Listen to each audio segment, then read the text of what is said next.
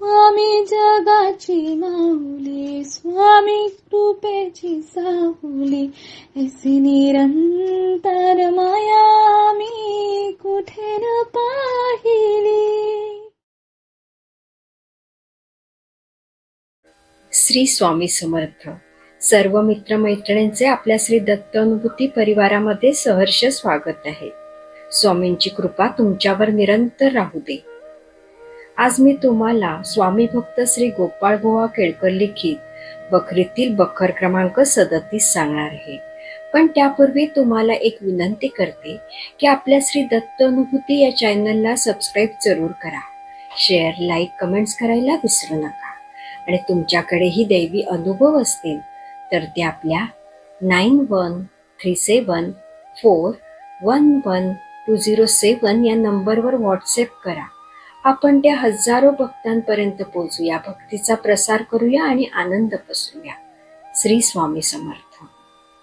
बखर क्रमांक 37. भीमरावावर कृपा केली. भीमराव म्हणून एक स्वामींचा सेवेकरी होता. त्याच्या डोक्याला मोठे आवाळू होते, त्यामुळे त्याची मुद्रा चमत्कारिक दिसे. त्याने श्री स्वामी समर्थांची पुष्कळ दिवस अगदी मनोभावे सेवा केली. नित्य भीमराव व त्याचा मुलगा बागेत जाऊन टोपलीभर फुले श्री स्वामी समर्थांकरता घेऊन येत. सेवेकरी त्याला थट्टेने 2 डोक्याचा माणूस म्हणून हाक मारी. एक दिवशी महाराज आनंदाने बागेत बसले होते. भीमरावाने फुलांची टोपली भरून आणली. त्याला दुरून येताना पाहताच सेवेकरी एकमेकांमध्ये, "ही 2 डोक्याचा माणूस आला बघ," अशी थट्टा करू लागले आणि हसू लागले. त्यांच्याबरोबर स्वामी महाराजही 2 डोक्याचा माणूस असे म्हणून खदखदा हसू लागले. भीमराव फार खजीर झाला. पण ही संधी फार चांगली आहे असे पाहून तो श्रींना म्हणाला, "लोक हसतात ते हसू दे, पण आपण दीनदयाळा भक्तवत्सल असून आपल्या भक्तांचे व्यंग पाहून ते व्यंग दूर करणे आपल्या भक्तवात्सल्याचा धर्म आहे. तर या दिनावर कृपा करून व्यंगापासून मला मुक्त करा महाराज. मग हे लोक का हसतील?" अशी श्रींची त्यांनी प्रार्थना केली. दयाळू कृपाळू महाराजांना त्याची कीव आली, पण त्याला त्यावेळी ते काहीच बोलले नाही.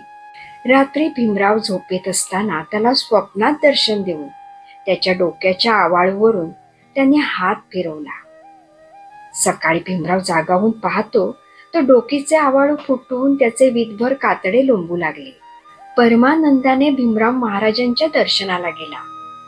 2 डोक्याचा माणूस 1 डोक्याचा होऊन आला असे पाहून सर्वांना आनंद झाला. भीमरावाने स्वप्नात महाराजांनी दर्शन दिल्याबद्दलची हकीकत सर्वांना सांगितली. पुढे भीमरावाला चिंता पडली की कातडे कशाने बरे होईल. त्याने श्रींना विनंती केली की कातडे कापून टाकू की काय करू. महाराजांनी तीर्थ अंगारा लावण्यास आज्ञा केली.